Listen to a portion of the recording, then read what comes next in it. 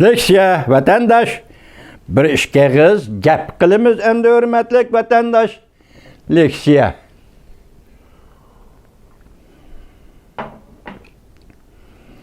Bugunchi sizlarga 2021-yil 3-oyning 25-kuni. Hozirgi vaziyatdan butunlay xabardor bo'lyapsizlar vatandaşlar. Ko'rib turibsizlar vatandaşlar.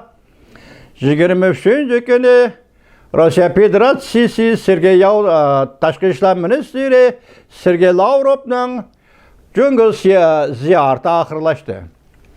Tunigun 24 yoki 25 kunlardan bugundan boshlab hozir Jungoning tashqi ishlar vaziri Wang Yi O'rta Sharqqa ziyoratga chiqib, avval Turkiyani yo'qlab o'tadigan bo'ldi. Hozir ministr Wang Yi, tashqi ishlar ministri Wang Yi Jungoning Turkiyani ziyorat qiladi. Biz shunga ishonamizki, Turkiya Turk xalqi qiltaqqa tushmaydi. Ministr Wang Yi'ning damiga tushmaydi. Biz shunga qat'iy ishonamizki, Türkiye Cumhuriyeti Devleti hükümeti Wang Yi'nin qurgan qiltaqlarga tushmaydi, damiga tushmaydi. Biz shunga cho'qim ishonamiz, qat'iy ishonamiz. Hürmetli vatandaş. O'rta Sharqdagi islom davlatlari, islom ellerini ziyorat qiladi Wang Yi. Bunun tüpki sebebi nima hürmetli vatandaş? O mağlup oldu. O Beijing'de öz vatanida mağlup oldu. Dünyadaki en kudretli devletlerinin biri.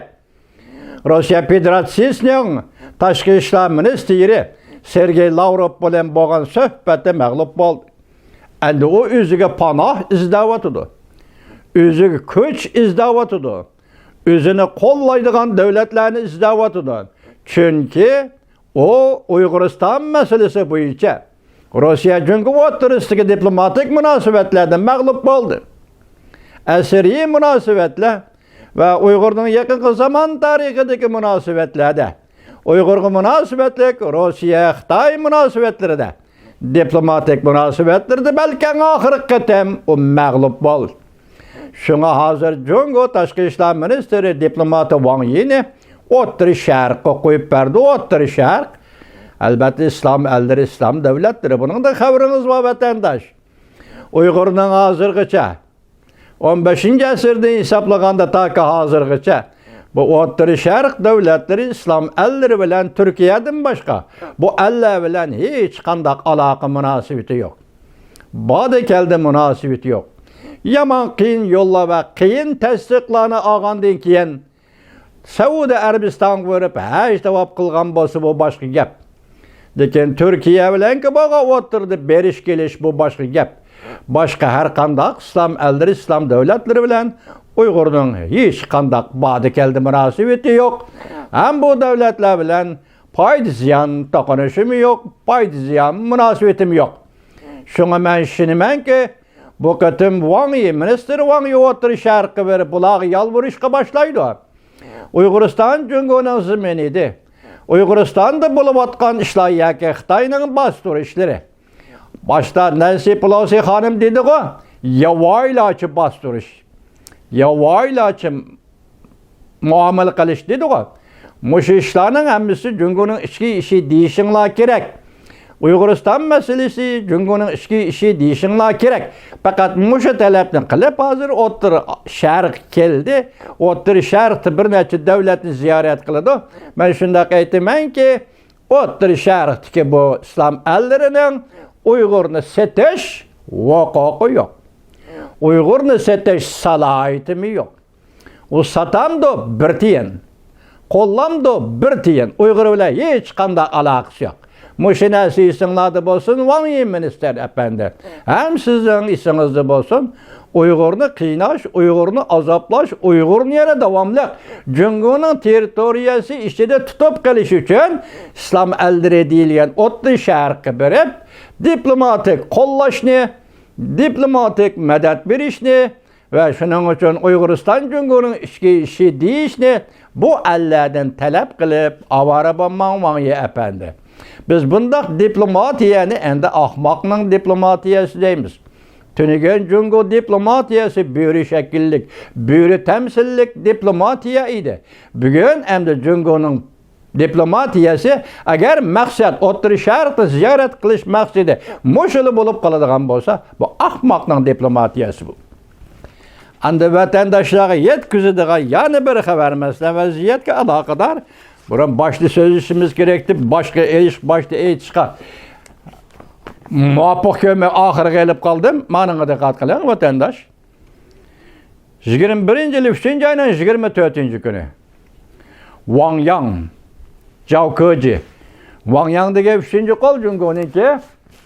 Anındaki Zhao Keji degen bu Cemaat Xavfsizligi Ministerligining ministeri o deymi. Işqilib bu quralliq adam yani saqchi kuchlarga rahbarlik qiladigan adam Zhao Keji. Taraf-tarafga qatirmoqda. Bütün yer shari bo'yicha embargo qilish qadamma-qadam qistab kelmoqda. Beijingda Xinjiang masalasining tagligini oshkorlash pishib yetilmoqda. Mana shu jumlaga diqqat qiling janob vatandosh. Beijingda Uyg'uriston masalasining tagligini oshkorlash pishib yetilmoqda. Xi Jinping Prezident Biden bilan jiddiy ko'rishmoqchi bo'ldi. Kechikkanda 6. ayda ko'rishdi. Bugungi Wall ko'chasi. Wall ko'chasi bilasiz, New York Wall ko'chasi. Bu hamda odatdagi tor betlarda e'lingan xabar emas. Shunga men sizga buni jiddiy xabar deb elib chiqdim. Hamda buning kichik mavzusiga nazar og'diring vatandosh. Yer shari bo'yicha ayiblash, ya'ni Cungoni ayiblash qadamma-qadam qistab kelmoqda. Wang Yang, Zhao Keji oldirab tinab Uyg'uristonga yurib ketdi. Ya'ni Xitoy tilidagi Xinjiangga yurib ketdi.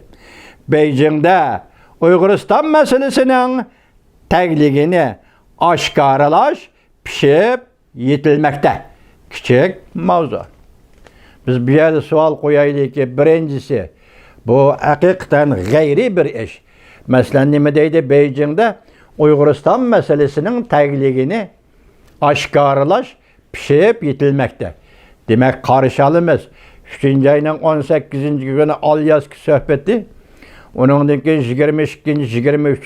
günü Rossiya Federatsiyasi bilan Jungo diplomatlarining suhbati. Endilikte muşu sohbetler neticesi de Uyg'uriston masalasi degan masalaning tarixiy tagligini echib etish hozir Beijingda pishib yetilmoqda deydi. Nayt sezgirlik bilan diqqat qiling hurmatli vatandoshim. İkinci gap, hozir Wang Yang sen 3. ayning 14. kunidan 17. kunigacha 3 kun 4 kun Ürümçi, Qumulturpan, Atışqashqa qatarlıq joylarda 3 guruh bo'lib tekshirish elib berib qaytib keldim. Xizmatlarni tamomladim hisobda, chunki men dedim, shu xizmatlarning natijasi dokladini sen Alyaska suhbatiga yo'lladim. Shundoq oldirab yo'lladim. Bugun yana sana nima ish bor? 14. günü sen Ürümçide. Bugün 24. günü bo'lsa, bugün 25, 24. günü bo'lsa 10 kun nima ish bo'ldi? Uyg'uristonda nima ish bo'ldi? Nima ish yuz berdi? Uyg'uristonda nima ishni o'rinlashtirganidan bundan 10 kun burun. Endi uning natijasi nima bo'ldi? Nima ishqa bu? Saqchi idorasining boshlig'i, ministerligining ministri Zhao Keji'ni boshlab, yana Uyg'uristonga boradigan bo'lib qolding. Buning sababi nima? Balki asoslab o'tirg'i chiqishi mumkin, lekin xabar topdingizki, vatandosh, ikki xabar, intayin nozik xabar. Sen yana Wang Yang, Zhao Keji Ürümçiga Uyg'uristonga nemishqa boradigan bo'lib qolding. Bu bir. Ikkinchisi, hozir Wall ko'chasi da'vatidagi endilikda Uyg'uriston masalasi yoki Uyg'uriston masalasining tagligi, ya'ni tarixiyligidan iborat mushundaq bir ishni oshkorlash Beijingda pishib yetilmoqda deydi.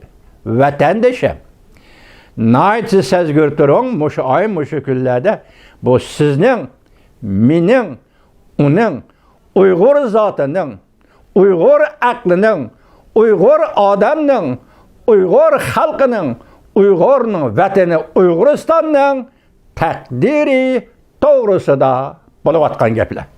Şunu Uyg'ur, Allah bəgə isim bilen Uyg'ur bo'lib, o'zining ishiga o'zing puti bo'lib, bu ishlarga sezgir qiyofatda turishing lozim.